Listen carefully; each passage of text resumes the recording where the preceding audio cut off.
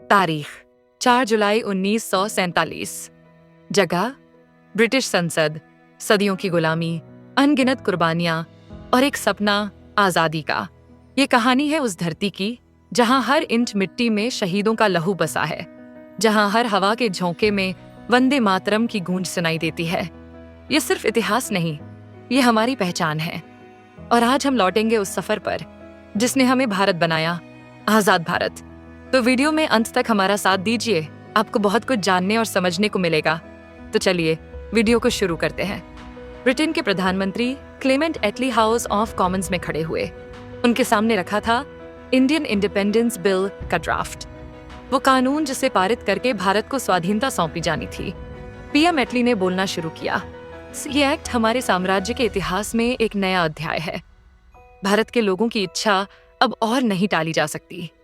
भारत को करीब 200 साल से लूट रहे ब्रिटिशर्स अचानक आजादी देने की बात क्यों करने लगे थे? स्वतंत्रता दिवस की 79वीं एनिवर्सरी पर जानिए भारत की आजादी की कहानी अंग्रेजों के नजरिए से।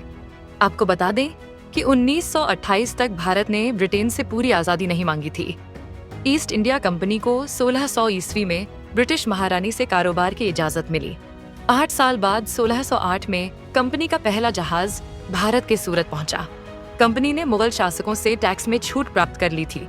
भारत से सूती कपड़े, रेशम, काली मिर्च, लौंग, इलायची और दालचीनी का कारोबार करने लगे। धीरे धीरे कंपनी के अधिकारियों ने राजनीतिक मामलों में दखल देना शुरू किया। ताकत भी बढ़ाते रहे, जिससे देश के बड़े हिस्से पर उनका कंट्रोल हो गया।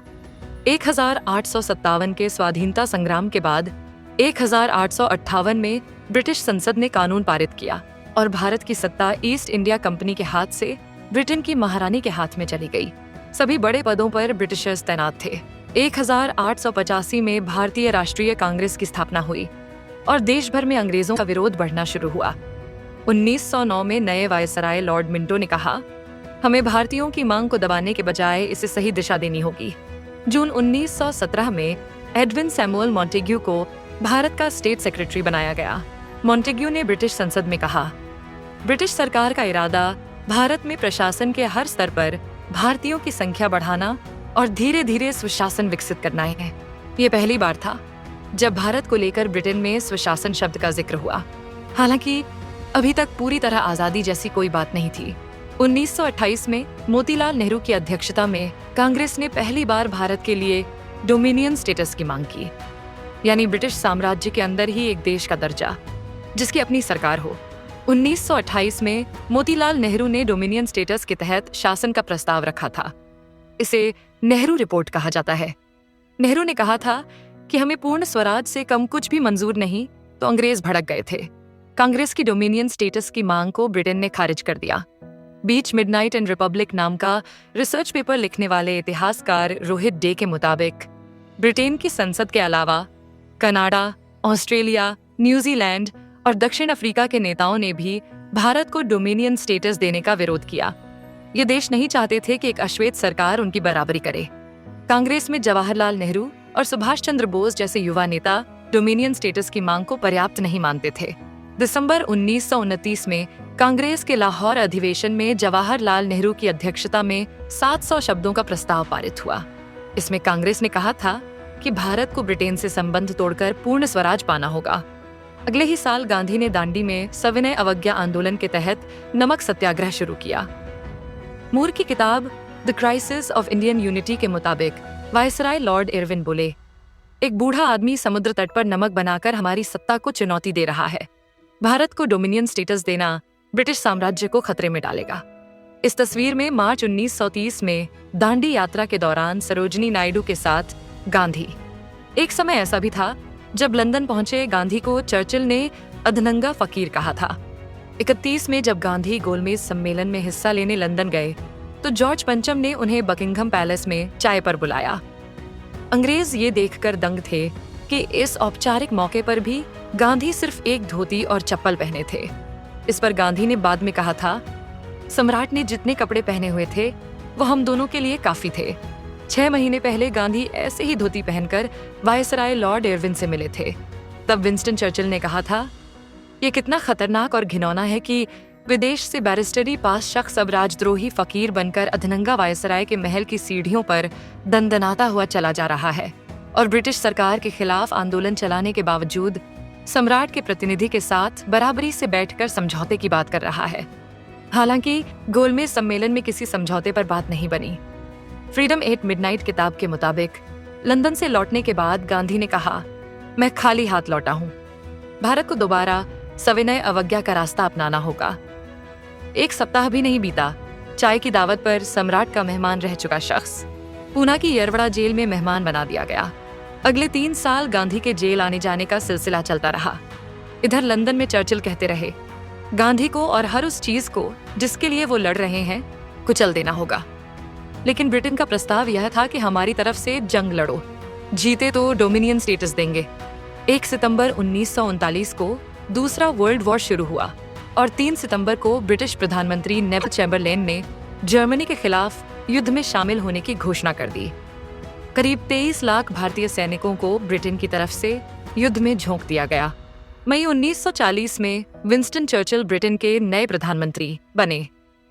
भारत की स्वाधीनता पर चर्चिल कहते थे, सम्राट ने भारत में ब्रिटिश साम्राज्य खत्म करने के लिए तो मुझे पीएम नहीं बनाया है। भारत को छोड़ना साम्राज्य की हार होगी। सत्ता दुष्टों, बदमाशों और लुटेरों के हाथों में चली जाएगी। सारे भारतीय नेता निम्न स्तर के और घटिया किस्म के होंगे। 1942 आते आते विश्व युद्ध में ब्रिटेन कमजोर पड़ने लगा था। कई मौकों पर जापानी सेना से सामना होने पर ब्रिटिश सैनिकों को पीछे हटना पड़ा। इस दौरान भारतीय सैनिकों की जरूरत थी। इसके लिए चर्चिल ने अपने प्रतिनिधि के तौर पर स्टैनफोर्ड क्रिप्स को भारत भेजा। इस तस्वीर में चर्चिल के साथ क्रिप्स ने युद्ध के बाद भारत को डोमिनियन स्टेटस देने का चर्चिल का प्रस्ताव सुनाया, लेकिन उन्होंने इसे खारिज कर दिया। गांधी ने क्रिप्स से कहा, यह प्लान किसी डूबते हुए बैंक के नाम काटा हुआ पोस्ट डेटेड चेक है। अगर आपके पास कोई और सुझाव नहीं है तो अगले जहाज से अपने देश लौट जाइए। वापस ब्रिटेन लौटे क्रिप्स ने कहा, मैंने भारतीय नेताओं के अविश्वास को बहुत कम आंका था। 8 अगस्त 42 को बम्बई, आज की मुंबई में कांग्रेस के सम्मेलन में गांधी के तेवर हमेशा से अलग थे। उन्होंने गुस्से में कहा, मुझे तुरंत आजादी चाहिए, हो सके तो आज ही रात को या फिर सुबह होने से पहले। गांधी ने करो या मरो का नारा दिया था और इसी के साथ भारत छोड़ो आंदोलन शुरू हो गया। अगले ही दिन गांधी को अंग्रेजों ने गिरफ्तार कर पूना में आगा खां महल भेज दिया। इसकी सुरक्षा में 72 पुलिस वाले लगाए गए थे। ब्रिटिश आयरिश इतिहासकार निकोलस मैंसर की किताब द ट्रांसफर ऑफ पावर के मुताबिक लॉर्ड लिनलिथगो ने कहा था, अहिंसा की आड़ में किया जा रहा ये विद्रोह युद्ध के चलते आई हमारी कमजोरियों को भुनाने की कोशिश है। दूसरे विश्व युद्ध में करीब 90,000 भारतीय सैनिक ब्रिटेन की तरफ से लड़ते हुए शहीद हुए थे। ब्रिटेन को द्वितीय विश्व युद्ध में अमेरिका की सख्त जरूरत थी। अमेरिकी राष्ट्रपति फ्रैंकलिन डी रूजवेल्ट ब्रिटेन के साम्राज्यवाद के खिलाफ थे। युद्ध के दौरान रूजवेल्ट और चर्चिल की 11 मुलाकातें हुईं। एक जगह रूजवेल्ट चर्चिल से कहते हैं, हिटलर और आप में क्या फर्क है?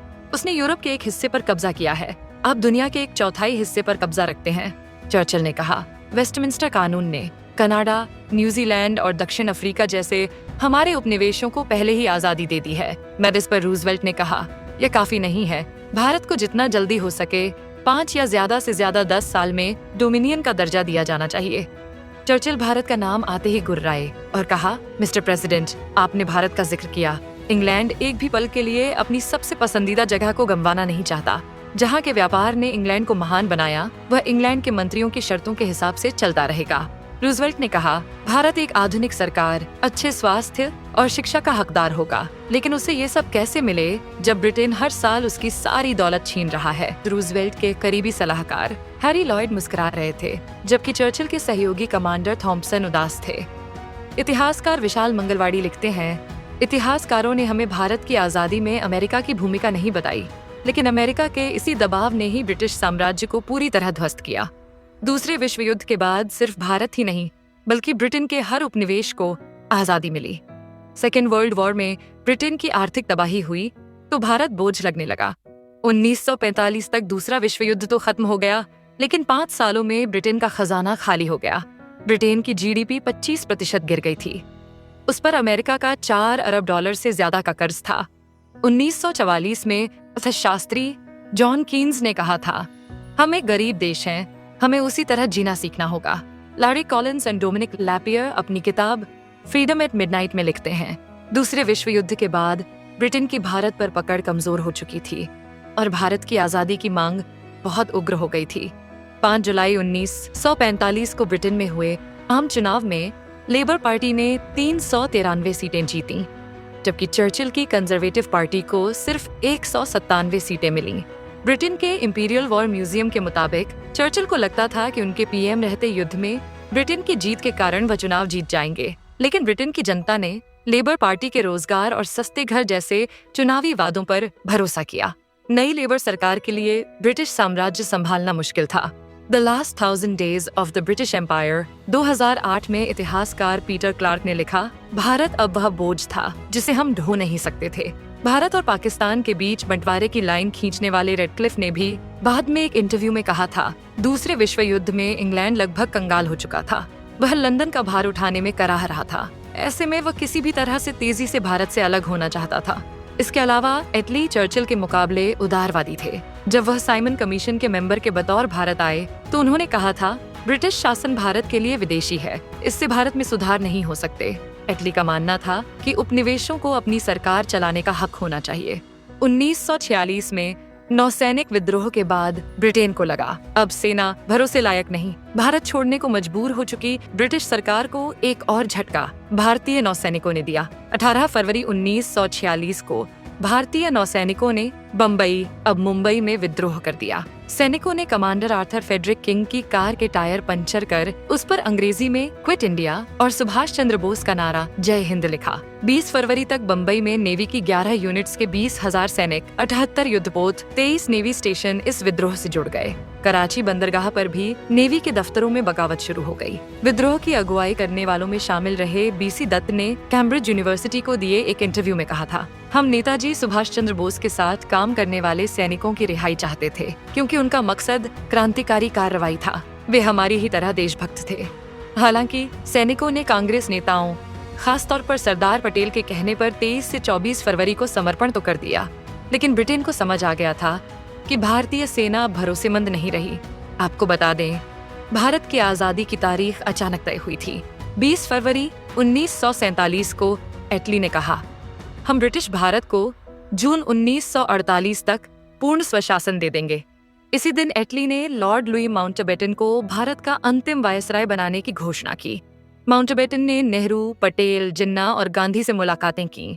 3 जून 1947 को उन्होंने माउंटबेटन प्लान पेश किया, जिसमें भारत पाकिस्तान के विभाजन की योजना थी। माउंटबेटन ने कहा कि अगर हम 1948 तक इंतजार करेंगे तो गृह युद्ध हो जाएगा। 4 जून 1947 को लॉर्ड माउंटबेटन एक प्रेस कॉन्फ्रेंस को संबोधित कर रहे थे। तभी एक सवाल आया कि अगर सभी लोग इस बात को मानते हैं कि सत्ता जल्दी से जल्दी सौंप देनी चाहिए, तो सर आपने इसकी कोई तारीख भी सोच रखी होगी। फ्रीडम एट मिडनाइट किताब के मुताबिक माउंटबेटन ने अपने दिमाग के घोड़े दौड़ाने शुरू किए, क्योंकि उन्होंने कोई तारीख तय नहीं की थी। तभी उनके दिमाग में अपने जीवन की सबसे गौरवशाली जीत की याद आई, जब उनके नेतृत्व में जापान की सेना ने आत्मसमर्पण कर दिया था। माउंटबेटन की आवाज अचानक रुंध गई और उन्होंने ऐलान कर दिया कि भारतीय हाथों में सत्ता 15 अगस्त 1947 को सौंप दी जाएगी। इस घटना को लॉर्ड माउंटबेटन ने बाद में याद करते हुए कहा, मैं ठान चुका था कि मैं ये साबित कर दूंगा कि सब मेरा ही किया धरा है। हालांकि अचानक अपनी मर्जी से तय और घोषित की गई आजादी की तारीख पर लंदन तक जैसे विस्फोट हो गया था। इस तस्वीर में नेहरू और जिन्ना के साथ बीच में बैठे माउंटबेटन। 18 जुलाई 1947 को ब्रिटिश संसद में माउंटबेटन प्लान के आधार पर पारित हुए इंडियन इंडिपेंडेंस एक्ट के तहत देश का बंटवारा हो गया और 15 अगस्त सत्ता हस्तांतरण की तारीख तय हुई। हालांकि भारत और पाकिस्तान सिर्फ डोमिनियन स्टेट बने थे, न कि पूरी तरह आजाद मुल्क। इसके पहले 1 जुलाई 1947 को चर्चिल ने एटली को पत्र लिखकर इंडियन इंडिपेंडेंस बिल के नाम पर आपत्ति जताई। उन्होंने कहा, आप इसको इंडियन इंडिपेंडेंस बिल कह रहे हैं, यह डोमिनियन स्टेटस है, न कि पूर्ण आजादी। एटली ने 4 जुलाई 1947 को इसका जवाब दिया, हम नाम नहीं बदलेंगे क्योंकि यह भारत की इच्छा का सम्मान है। जब भारत आजाद हुआ तो ब्रिटेन के द टाइम्स अखबार ने लिखा, भारत की स्वतंत्रता साम्राज्य की हार नहीं, बल्कि ब्रिटिश नीतियों की परिपक्वता है। लंदन में इंडिया हाउस में एक छोटा समारोह हुआ, जहां भारतीय और ब्रिटिश ऑफिसर्स के बीच आजादी के डॉक्यूमेंट सौंपे गए।